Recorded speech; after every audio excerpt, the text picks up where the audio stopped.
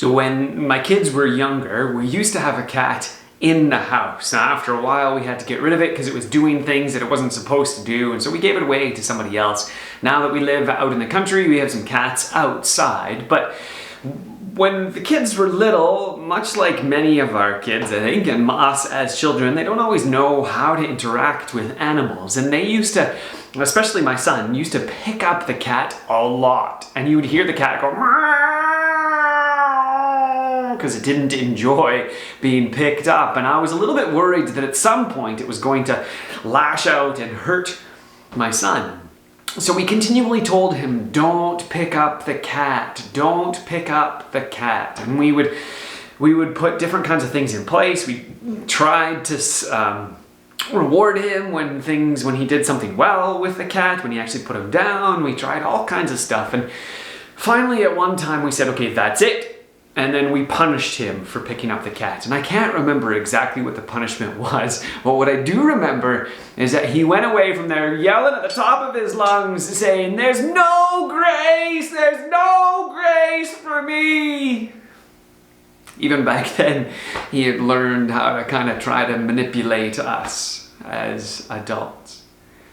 And I had to smirk or smile because I recognized myself in him in that, right? And I'm sure you probably recognize yourself in that too. There's times in which we continually do things that we know are not good for us or for others or for those who are around us. We continually do something that we know is not helpful. And yet when we finally kind of hit the end and someone holds us accountable, or something happens in our lives that holds us accountable for our actions, or when, the proverbial stuff hits the fan, then we start to complain and we say, there's no grace.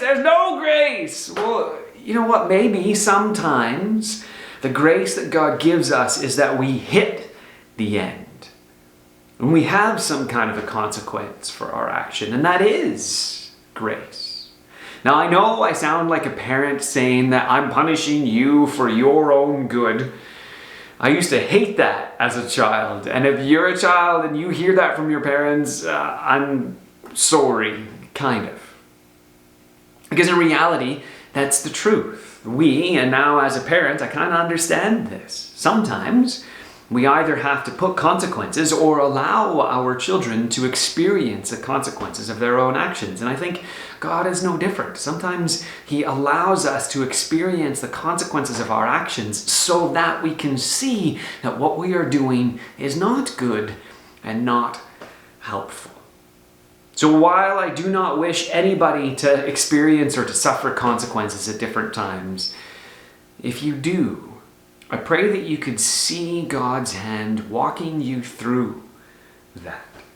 And that you would then be able to find people around you who could help you learn from those mistakes. Because mistakes are just mistakes. When we keep repeating them, that is a problem. So what are some of the things that you have learned from? What are some of the ways in which you've seen others either experiencing something and then learning from their mistakes? Maybe we could all learn together if we share some of the ways in which we've learned from our mistakes.